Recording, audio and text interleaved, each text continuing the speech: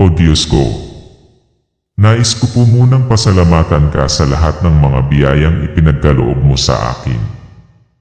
Lumuluhod ako upang magmakaawa na patawarin mo po ang aking mga kasalanan. Ang buhay ko po ay pagmamay-ari mo. Ibinibigay ko po ang lahat ng mayroon ako sa iyo. Naway linisin mo po ang aking isipan at kaluluwa at pagalingin ang aking kalungkutan at pasakit.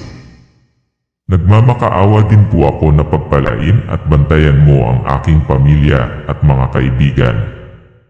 Iniibig po kita at nais ko pong magpakita ka sa aking buhay.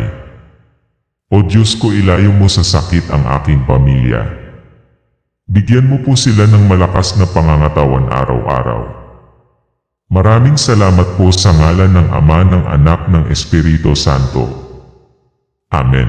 I-share ang video na ito sa mahal mo sa buhay at kaibigan.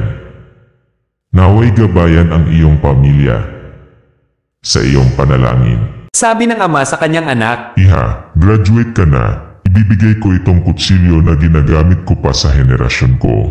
Pero bago ko ibigay, dalhin mo sa punyal at ibenta. Tingnan lang natin kung magkano bumili. ang anak na babae ay bumalik sa kanyang ama at sinabi, Tay, bibili sila sa halagang 300 dahil ito ay may kalawang. Sumagot ang ama, Itago mo ito, anak, at pagkatapos ay ibenta ito sa mga nangungulekta ng kutsilyo.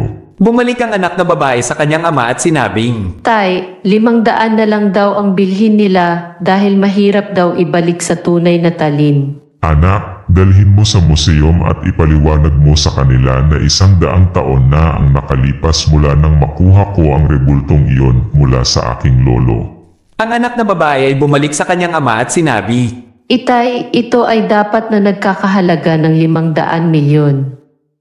Hinahayaan mo ba silang gawin ito? Ipinagpatuloy ng ama ang kanyang sagot. Anak, nais kong malaman mo na ang lahat ng mayroon ka ay walang halaga kung wala ka sa tamang lugar o tao. Kung walang nakikita ang iyong halaga, huwag magalit, lumayo ka, at hanapin ang lugar na para sa iyo. Huwag magkaroon ng pondo sa espasyo na walang nagmamalasakit sa iyong halaga.